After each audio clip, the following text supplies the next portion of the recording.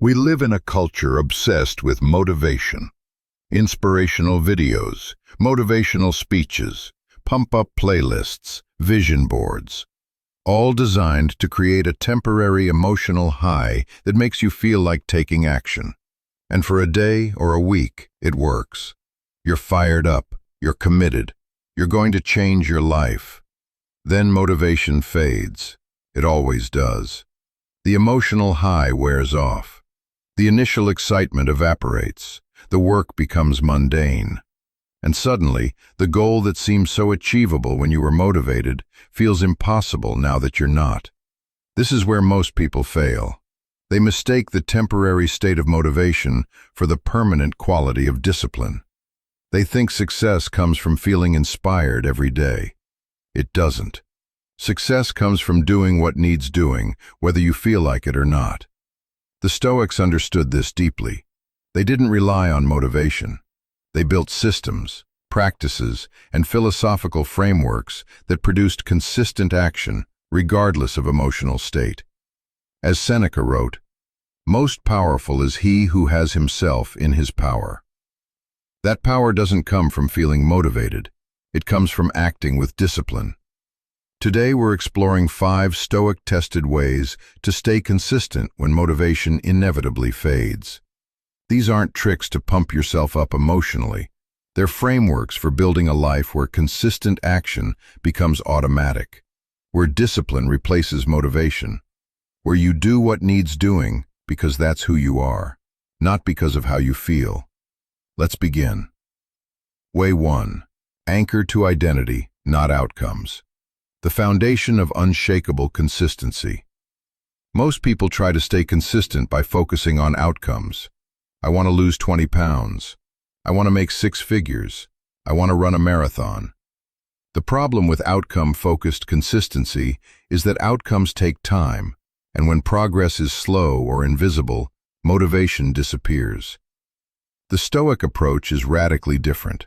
Make consistency about who you are, not what you want to achieve.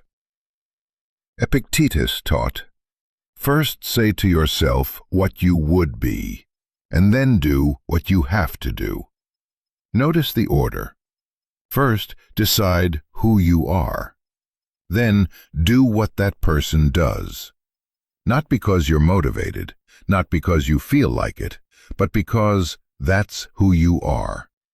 This is identity-based consistency, and it's transformative. Outcome-based thinking. I want to lose weight, so I'll go to the gym today. But I'm tired and it's raining, so maybe I'll skip. Identity-based thinking. I am someone who trains their body daily. It's raining and I'm tired, but that's irrelevant. People who train daily train regardless of weather or fatigue. That's who I am. See the difference? The first person is negotiating with circumstances. The second person isn't. Their action is determined by identity, not by conditions. Circumstances become irrelevant when identity is clear. The practice. Define your identity explicitly. Don't just set goals, decide who you are. Write it down. I am someone who honors their commitments. I am a person who trains their body daily.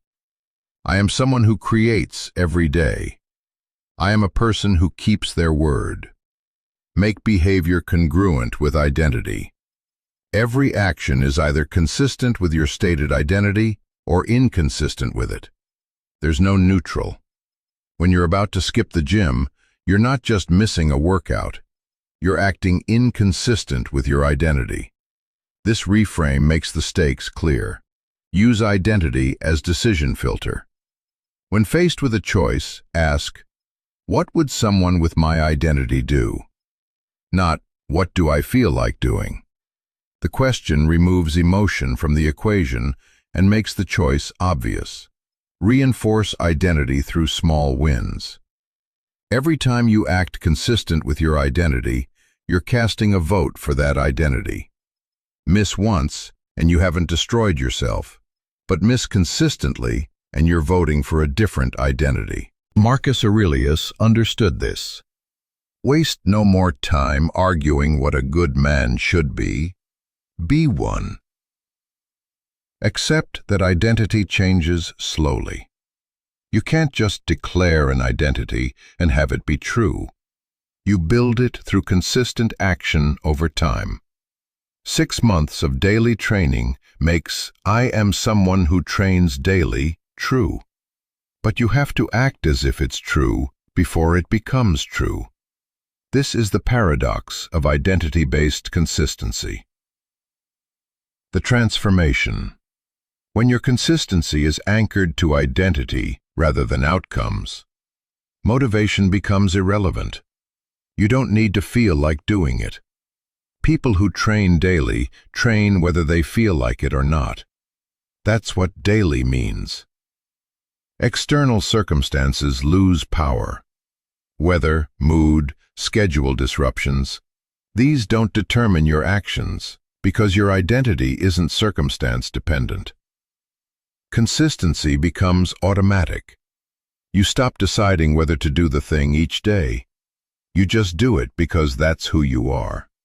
Decision fatigue disappears. Pride replaces motivation. You're not proud of outcomes you don't control. You're proud of being the kind of person who keeps their commitments. This pride is available immediately. Every single day you act consistent with identity. The person chasing outcomes needs constant motivation because outcomes take time. The person embodying an identity needs no motivation because identity is demonstrated in every action right now. Way 2. Make the behavior ridiculously easy to start. The power of minimum viable action. Here's where most people sabotage their own consistency. They set the bar too high. I'm going to work out for 90 minutes every day. I'm going to write 2,000 words daily. I'm going to meditate for an hour. These ambitious targets feel good when you're motivated. They're impossible when you're not. The Stoics were pragmatists. They understood human nature. Seneca wrote, "A man who suffers before it is necessary suffers more than is necessary." Applied to consistency, a person who makes the action unnecessarily difficult will suffer unnecessarily and quit. The counterintuitive secret to consistency is to make the action so easy that you can't not do it. Not eventually, right from the start. Set the bar embarrassingly low. So low that doing it seems trivial. So low that you have no excuse not to do it. Not, "I'll work out for an hour," but, "I'll do 1 push-up." Not, "I'll write 1,000 words," but, "I'll write 1 sentence." Not, "I'll meditate for 30 minutes," but, "I'll take 3 conscious breaths." This seems ridiculous. 1 push-up won't get me fit. True. But 1 push-up done daily for a month will get you to the gym 30 times. And once you're there doing your 1 push-up, you'll usually do more. The barrier isn't doing the work, it's starting. Remove the barrier to starting by making the minimum viable action absurdly easy. The practice. Define your minimum viable action, MVA. For every consistency goal, identify the smallest possible version that still counts. Be specific. Put on workout clothes, counts as your MVA for training. Open the document, counts for writing. Sit on meditation cushion, counts for practice. Commit only to the MVA. Don't commit to the hour workout. Commit to putting on your workout clothes. That's it. You can stop after that if you want.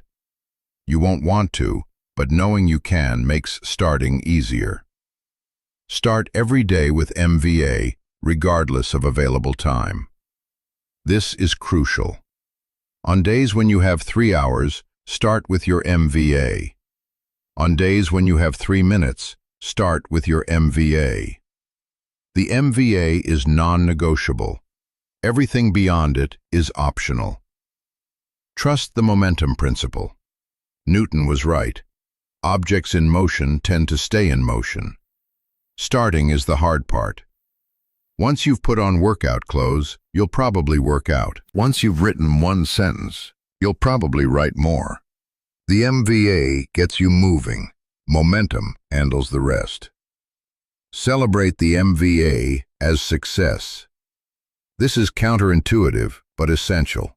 If you committed to one push-up and did one push-up, you succeeded. Full stop. Don't diminish it because you only did the minimum. You honored your commitment. That's what builds consistency, not the amount of work done. The transformation. When you make the behavior ridiculously easy to start, resistance disappears. The voice that says, "I don't have time," or "I'm too tired," has no argument against one push-up or one sentence. The excuse evaporates. Consistency becomes inevitable. When the bar is low enough, you can meet it every single day, regardless of circumstances. This builds the unbroken chain that creates momentum. You almost always do more than the minimum. The MVA is just a start. Once started, you usually continue. But even on days when you don't, you've maintained consistency, which is what matters most. Guilt and shame disappear. When you commit to one push-up and do one push-up, there's no room for, "I should have done more." You did what you committed to. You succeeded. This positive reinforcement loop is far more sustainable than the guilt-driven approach most people use. Your track record becomes unbreakable. Instead of a streak of 5 good days followed by a break of 10 days because the bar was too high, you build a streak of 100+ days with no breaks. Psychologically, this is transformative. You become someone with an unbreakable streak, and that identity reinforces itself. Marcus Aurelius would have appreciated this approach. He didn't demand perfection from himself. He demanded consistent effort appropriate to circumstances. Some days he could do more, some days he could do less, but he showed up every day. That's all consistency requires. Way 3. Build environmental constraints that force action. The architecture of discipline. The Stoics understood that willpower is finite.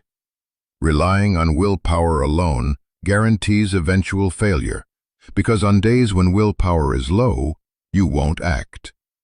The solution isn't to build more willpower, it's to build an environment where action requires no willpower at all.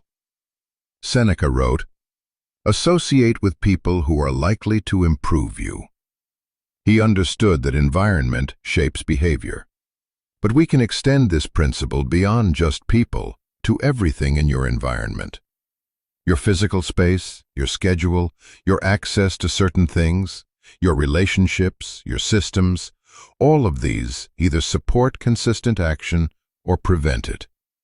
The powerful move is to build environmental constraints that make consistent action the path of least resistance.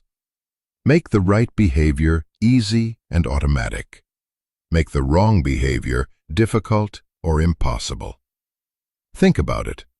Why do you consistently brush your teeth? Not because you're motivated, because your toothbrush is right there in your bathroom. Brushing takes 90 seconds, and the social cost of not brushing is high. The environment supports the behavior. Now apply this thinking to anything you want to be consistent with. Want to train daily? Put your workout clothes next to your bed so they're the first thing you see when you wake up. Better yet, sleep in them. The barrier to starting is reduced to 0. Want to write daily? Disconnect your computer from the internet. Remove all distractions from your writing space. Create a physical environment where writing is the easiest option. Want to eat better? Don't keep junk food in your house. If it's not there, you can't eat it. Willpower is for the grocery store. One decision per week. Not for your kitchen, dozens of decisions per day. The practice. Audit your environment ruthlessly. Look at your physical space, your digital space, your schedule, your relationships. Ask, what in my environment makes consistency harder? What makes it easier? Be brutally honest. Remove barriers to desired behavior. Every barrier, no matter how small, increases the chance you'll quit when motivation is low. Eliminate barriers systematically. Keep gym bag and car already packed. Put book you want to read on pillow. Set out meal prep containers the night before. Create a dedicated workspace with everything you need. Use website blockers to remove distractions. Add barriers to undesired behavior. Make the things you want to avoid harder to access. Put phone in another room when working. Cancel subscriptions to distracting services. Make your TV remote difficult to find. Disable social media apps from your phone. Create passwords you have to manually type to access time-wasting sites. Use scheduling constraints. Don't leave consistency to whenever you feel like it. Marcus Aurelius woke at dawn to do his philosophical work before the demands of empire intruded. Schedule your consistency practice at a specific time in a specific place. The decision is made once. Execution becomes automatic. Leverage social constraints. Tell people what you're doing. Better yet, find an accountability partner or join a group. The social pressure to maintain consistency is powerful. Epictetus understood that we're social creatures. Use that nature to support your goals. Create commitment devices. Make it costly not to follow through. Sign up for a class you've paid for. Join a challenge with a financial penalty for missing days. Book a session with a coach. These financial and social commitments create constraints that force action even when willpower is depleted. The transformation. When you've built an environment that supports consistency, action becomes effortless. You're not fighting yourself or your environment. You're flowing with structures designed to support the behavior. Willpower is conserved. You're not burning willpower on consistency decisions. You're saving it for genuinely difficult choices that require it. Consistency becomes your default. It's now easier to do the thing than not do it. This is the holy grail of behavior change, making the desired behavior the path of least resistance. You're protected on bad days. When you're tired, stressed, or unmotivated, and you will be, the environment carries you. The structures you built when you were strong support you when you're weak. Regression becomes difficult. You've made it hard to not be consistent. To skip your practice requires active work to dismantle the systems you've built. Inertia works in your favor. The Stoics believed in working with human nature, not against it. Human nature responds to environment. Build the right environment, and consistency becomes inevitable. Way 4. Track without judgment, but never break the chain. The power of the visible streak. There's something psychologically powerful about an unbroken chain. A visual representation of consistent action creates its own momentum. The longer the chain grows, the more motivated you become to not break it. Not because of external motivation, but because the chain itself becomes valuable. Jerry Seinfeld famously described his method for consistent writing. He put a big calendar on the wall and marked an X every day he wrote jokes. After a few days, he had a chain. His only job was to not break the chain. Don't break the chain became more motivating than any outcome-based goal. The Stoics practiced their own version of this. Marcus Aurelius kept daily journals, the meditations we read today. Not because he planned to publish them, but because daily reflection was his practice. That daily practice created a chain of philosophical work that lasted years. The consistency itself became the point. But here's the crucial Stoic element: track without judgment. The modern tendency is to track everything: reps, weights, word count, minutes, calories, and then beat yourself up when the numbers aren't what you wanted. This creates shame, which destroys consistency. The Stoics would say, track the action, not the quality of the action. Mark the X for showing up, not for perfection. The practice. Create a visible tracking system. Physical beats digital for this. Get a large calendar, or make a grid on paper, or use a habit tracker. Put it somewhere you'll see it every day. The visibility matters. It keeps the chain in your awareness. Define clear success criteria. What earns an X? Be specific and make it achievable. X equals, I put on workout clothes and stepped into the gym. X equals, I opened my writing document and wrote at least one sentence. X equals, I sat in meditation posture for at least 1 minute. Notice these are action-based, not outcome-based. You don't get an X for feeling motivated or for achieving results. You get an X for taking the action. Mark your X immediately after completing the action. This creates instant positive reinforcement. You did the thing, you mark the X, you see the chain grow. This psychological payoff replaces the need for external motivation. Celebrate the chain, not individual days. The power isn't in having one X, it's in having 30, 60, 100 consecutive X's. The chain is what matters. As it grows, breaking it becomes psychologically painful. You'll work out when you don't want to, just to not break the chain. Track only, don't judge. Here's where most people fail. They track and then criticize themselves. I only did 20 minutes when I should have done 60. No, you did it. You get the X. Whether it was your best performance or your worst is irrelevant for consistency. The X represents showing up, not perfection. Have a protocol for missed days. Life happens. You'll miss days. When you do, mark the day you missed with a different symbol, O instead of X, for example, to acknowledge it. Then immediately return to the practice. Don't let one missed day become 2. The chain breaks, but you start a new chain immediately. The gap will motivate you to not let it happen again. Review the chain weekly. Look at your chain once per week. Count the X's. Appreciate the visual evidence of your consistency. This review reinforces the behavior and reminds you why you're doing this when motivation fades. The transformation. When you track consistently without judgment, the chain becomes its own reward.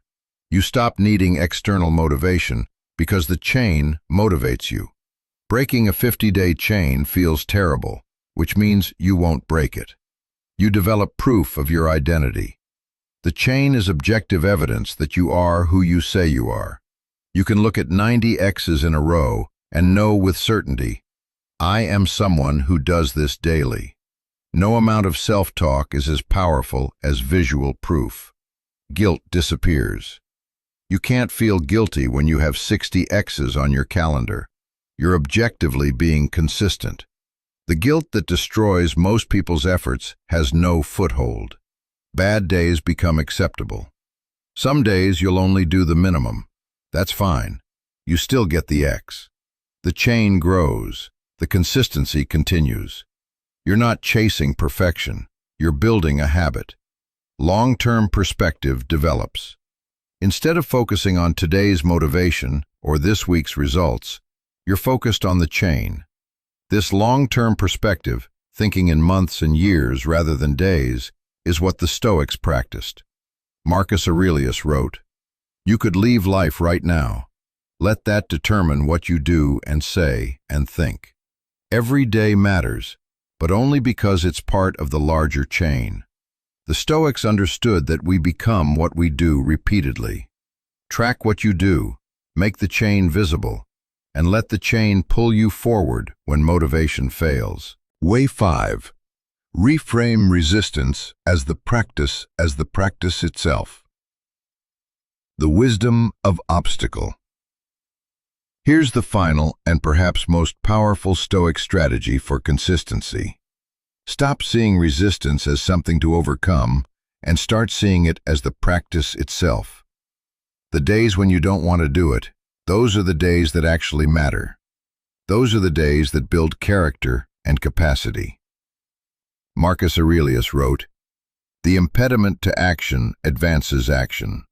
What stands in the way becomes the way." This wasn't metaphorical. It was his daily practice. When he didn't want to get up, when he felt resistance to his duties, when obstacles appeared, he saw these as the actual practice, not obstacles to the practice. Most people think, I need to get past my resistance so I can do the real work. The Stoics thought, the resistance is the real work. When you're motivated, anyone can show up. When you're not motivated but you show up anyway, that's when you're actually training discipline, building character, developing the capacity that sets you apart. Think about physical training. You don't build muscle during the easy reps when the weight feels light. You build muscle during the hard reps when the weight feels heavy and your muscles are burning and every fiber of your being wants to quit. That's when growth happens. Consistency is the same. You don't build discipline on days when you feel like doing it. You build it on days when you don't feel like it, but do it anyway. The resistance you feel isn't preventing the practice. It is the practice. The practice. Welcome resistance. This requires a complete reframe. When you feel resistance, when you wake up not wanting to go to the gym, not wanting to write, not wanting to practice, think, perfect. This is exactly the training I need. Not sarcastically, genuinely. This is the opportunity to build discipline that easy days don't provide. Separate action from feeling. Seneca taught, a gem cannot be polished without friction, nor a man perfected without trials. The feeling of not wanting to do something is the friction. The action of doing it anyway is the polishing. They're both necessary parts of the process. Count resistance days as double. In your tracking, consider marking days when you felt high resistance but did it anyway with a special symbol. These are your growth days. These are the days you're actually building the capacity you're after. Study your resistance patterns. Keep a brief journal of when resistance is highest. You'll find patterns, certain times, certain conditions, certain emotional states. Once you know the patterns, you can prepare. Tomorrow morning will be hard. That's when I build discipline. That's when I prove who I am. Use resistance as a signal. High resistance often appears at the threshold of growth. When a practice is new or you're trying to level up, resistance increases. Instead of seeing this as a reason to quit, see it as confirmation you're on the right path. As Epictetus said, difficulties show a man what he is made of. Practice the Stoic pause. When resistance hits, pause before reacting. Notice, I don't want to do this. Then ask, so what? My wants don't determine my actions. My identity determines my actions. What does someone with my identity do? Then do that regardless of the feeling. Reframe the internal dialogue. Change from, ugh, I don't want to do this, to perfect, this is where I get stronger. This is too hard, to, this is the exact right difficulty for growth. I can't do this today, to, this is the day that actually counts. I'll do it when I feel better, to, feelings don't determine actions. The transformation. When you reframe resistance as the practice itself, resistance loses its power. You stop fighting against it or being discouraged by it. You accept it as part of the process, the valuable part. Every day becomes a growth day. Easy days maintain the habit. Hard days build capacity. Both are valuable, but hard days are actually more valuable because that's where character is forged. Your relationship with discomfort changes. You stop avoiding discomfort and start seeking it out because you understand that's where growth lives. This makes you formidable in all areas of life. Motivation becomes irrelevant. You no longer need to feel like doing something. The question isn't, do I feel like it? But, am I the kind of person who does this? And the answer is yes, which means you do it, regardless of resistance. Confidence compounds. Each time you act despite resistance, you prove to yourself, I can do hard things. I can act despite not wanting to. I have discipline. This evidence accumulates into unshakable confidence.